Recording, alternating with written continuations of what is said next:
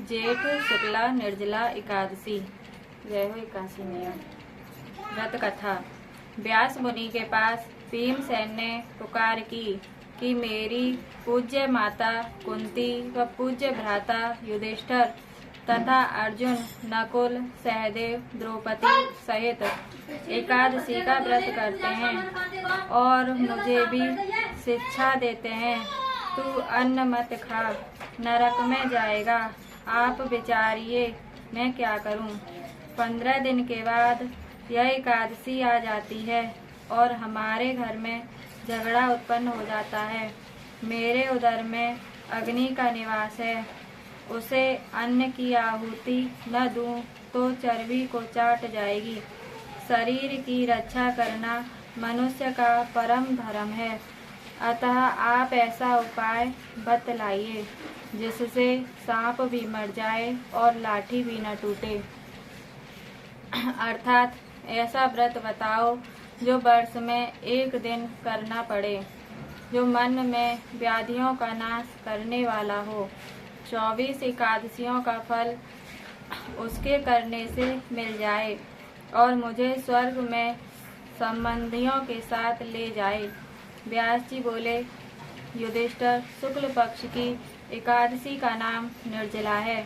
ठाकुर जी का चरणोदिक वर्जित नहीं, कारण कि वह तो अकाल मृत्यु को हरण करने वाला है।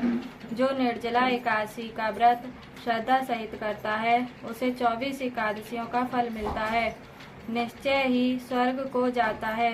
व्रत में पितरों के निमित्त पंखा, छाता, कपड़े का जूता, सोना, चांदी या मिट्टी का घड़ा और फल इत्यादि दान करे। मीठे जल का प्याऊ लगा दे, हाथ स्मरणी रखे, मुख से ओम नमो भगवते वासुदेवाय, यह 12 अक्षर का महामंत्र है। श्रीमद्भागवत पुराण का सार है। आप यदि फलाहारी हो तो ध्रुव के प्रथम मास की तपस्या के तुल्य उसके एक दिन के समान आपका फल हो गया। यदि आप पवन आहारी आज रह सको तो ध्रुव का 6वें मास की तपस्या के समान फल होगा।